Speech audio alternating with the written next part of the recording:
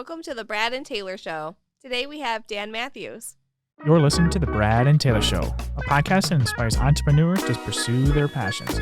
We're sitting down with some of the best to learn how they got started and some lessons they learned along the way. Hey Dan, how's it going? I'm doing great. How are you guys today? We're good. We're doing good. So what exactly do you do? I do pretty much everything real estate. I'm a realtor here in Bay City and everything, commercial, residential. Sweet. That's awesome. So when you were, let's back it up a little bit. When you were little, growing up, did you know you wanted to be an agent or what was the plan? Absolutely not. When I was younger, I was really into science. So I had always wanted to be like a cryptozoologist or something crazy to, study the unknown. I don't even know what that is. What's a cryptozoologist? Oh yeah, Said tell that, us I'm about just that. like, whoa, what is that? It's actually somebody that studies things that you can't really prove are real, kind of like Bigfoot or like Loch Ness Monster. Okay. So it's Gotcha. things that they are trying to get scientific data to corroborate what they think. So that's kind of what that field does. Okay. Nice. That's cool. So what did you end up doing before you into real estate, or did you just go right into real estate? A lot. Ooh, tell us about it. Done a lot. So I started off, I worked in a kitchen, customer service. I've done that pretty much my whole life. I cooked for a little bit. I did construction for a little while. I did mold removal, asbestos abatement, serving, bartending. And then, I really like the construction. I like working with my hands. It's something, I can really relate to. My grandpa used to be a woodworker, so it's just kind of something I really enjoy. But I ultimately realized that a lot of those guys that are doing real estate aren't typically making per se the greatest amount of money. And then I realized that, how much money the realtors were making and what their job was and what it entailed. And I think having that construction background really helps me kind of stand out because I look at things a little bit differently as I go through like a walkthrough. Yeah, you can pinpoint certain things that other people might look over and not even realize what's going on with it. Yep, awesome. So let's say you were, what kind of advice did you get in the beginning when you started out into real estate that kind of stuck with you along the way? Some of the first advice that I really got was just network. I sold Aflac for a little bit, wasn't very good at it, but that aspect of just constantly having that no fear for rejection and just constantly pushing forward and trying to find a solution. I mean, that's essentially the name of the game is everyone always has a problem and it's just up to us to solve that the best that we can. Yeah, that's awesome. So what was the first, when did you get the idea that says, hey, I'm going to be an agent, and then made that transition from what you were doing to be an agent? Did you go into it full-time right away, or did you do it part-time, or how'd that work? So for me, I would probably say really, really thought about becoming an agent like 6-7 years ago. I work with a couple friends that we've been longtime friends. He does investment properties. He's been flipping. I actually just put his newest one on the market today, and I keep looking over at my phone. I saw you post that. It's cute. It's a nice house. Yeah, and what's cute about that house too is it's such a historic piece. They're a third owner. It's a 1940s Bay City Aladdin kit home that still has all the numbers on the logs. We have 2 blueprints. We have the build book. And absolutely everything's been done on it. Everything. New electrical, new plumbing. Oh, nice. Custom kitchen, custom bathrooms, theater room in the basement. It's beautiful. It won't last long on the market. Did you get any offers on it yet? I haven't got anything in writing. I have not got anything in writing at this moment. But my phone literally hasn't stopped. It's only been on the market since I think just before 2:00. Nice. Yeah. Hey, there we go. Can't complain there. Probably about once this is posted, it'll be already sold. So, So awesome. Let's see here. What do you when you started out? tell us about your first transaction. Was that how'd that go? Were you had lots of advice and mentor along the way, or did you kind of have to figure it out as you're going?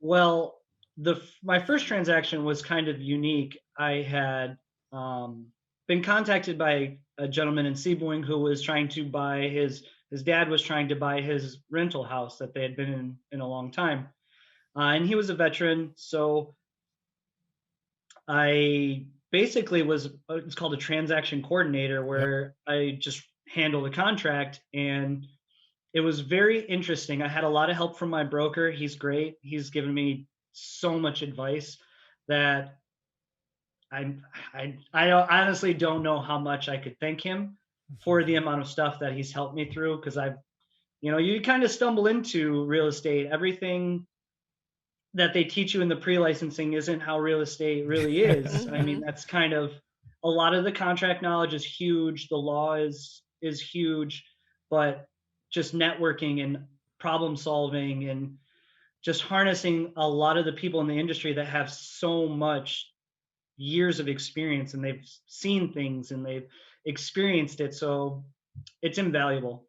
Yeah. So over the years, what has been your most memorable transaction? Which one stands out? It could be good or bad, whatever direction you want to take it. But what one stands out the most? Man, that's tough.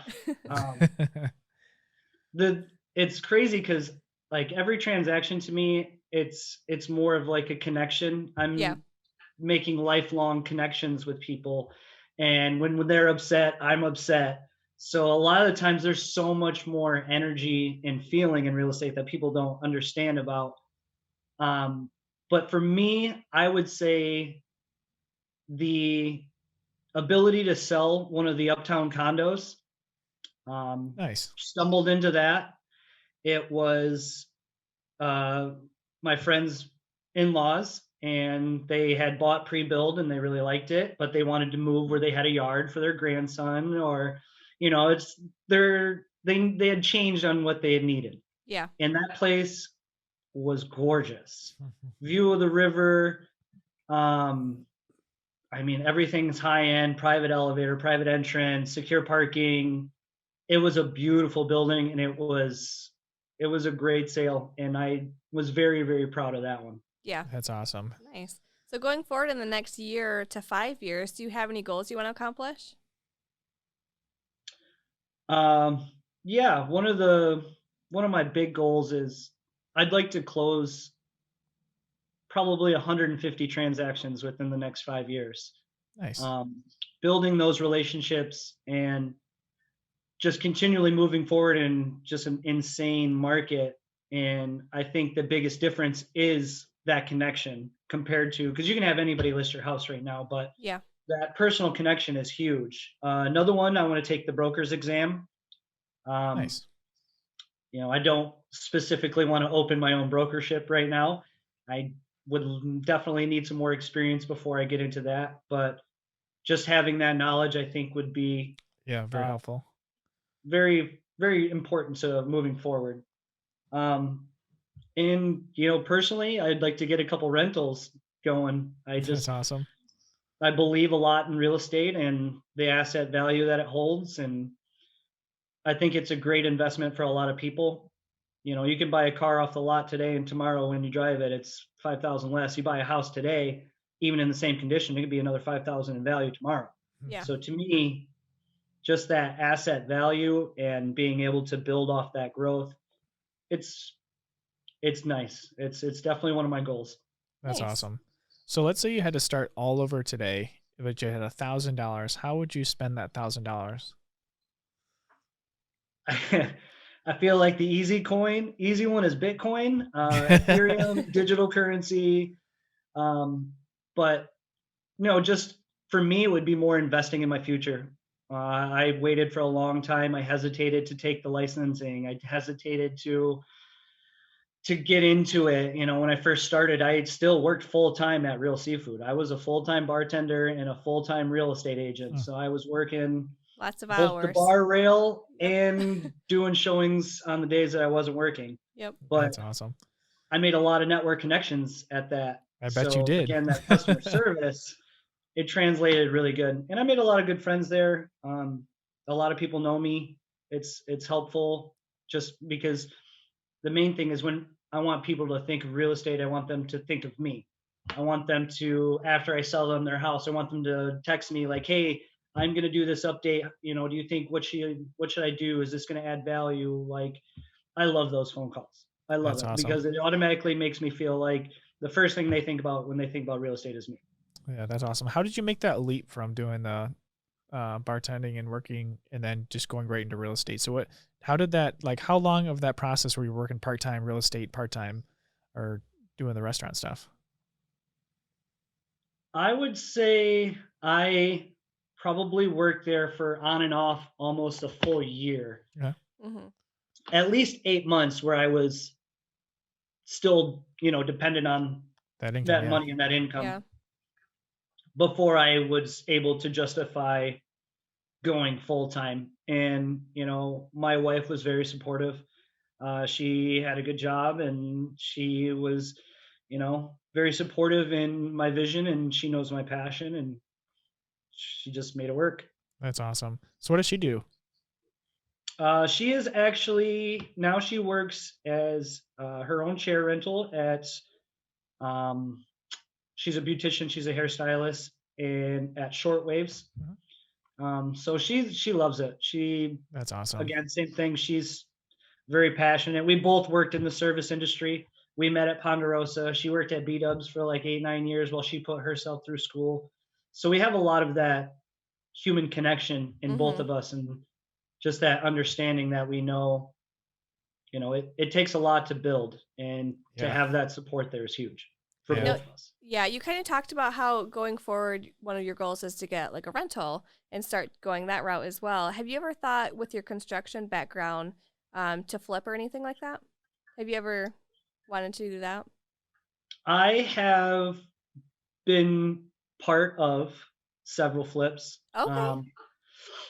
I don't, I'm more of like a consultant, but I also do a lot of construction work. So a lot of there's things that you don't do or you don't have to have a contractor do, like drywall's a big one, painting. Um, we've laid tile before and for bathrooms, kitchens, carpeting, things like that you don't specifically have to pay somebody for, but I have that knowledge, so it is helpful. Um, but yeah, it's crazy. It's crazy. We did one on Garfield Road.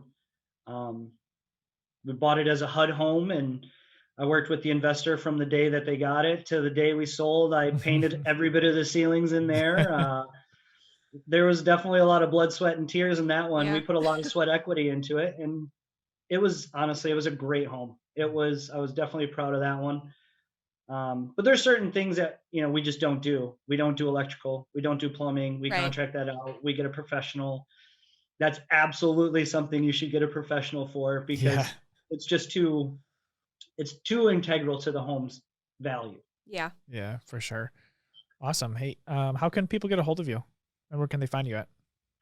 Um, well, of course, my email, danmatthewsrealtor@gmail.com. My phone number, 989-324-1563. And of course, I'm on Facebook. You can search Dan Matthews Realtor in Bay City, Michigan. Instagram, I use a lot of the Bay City, Michigan hashtag. I'm very proud of where I'm from.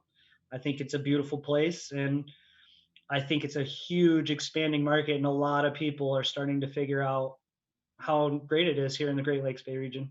That's awesome. Awesome. Hey, thanks for coming on, sharing your story with us today. Hey, I appreciate you guys having me on.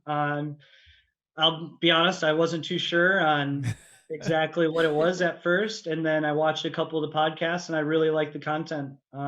So It's we, definitely something I think I'm going to continue to watch going forward. I'm going to really enjoy because a lot of it's just that connection of understanding with other people in the same profession. yep. Yep. That there's a lot of emotion, and there's a lot of networking. Hmm. yeah, for sure. Awesome. Hey, thanks for coming on, and we'll talk to you soon. All right, thanks, guys. Are these working? All right. Is your- Here we go. Oh, there we go. I think that worked. Should we tell them? Mine keeps falling. It doesn't like my voice. What do we gotta tell them? Subscribe. Subscribe. What do we got to point at it? Hey, I think there's a subscription button. Like It might be there. might be right there too, Somewhere. somewhere. Find it. It's red. Yeah, and it's Red. blue. It's green. I don't really know. It's a color. This mic isn't even attached. Did you plug these in?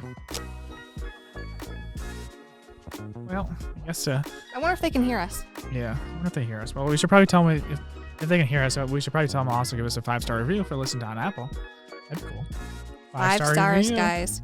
Share it with everybody they can think of. We won't take But- 4 stars. I mean, Taylor, I don't even think these are on. I mean, No, I don't think this is working. This is not working. Yeah.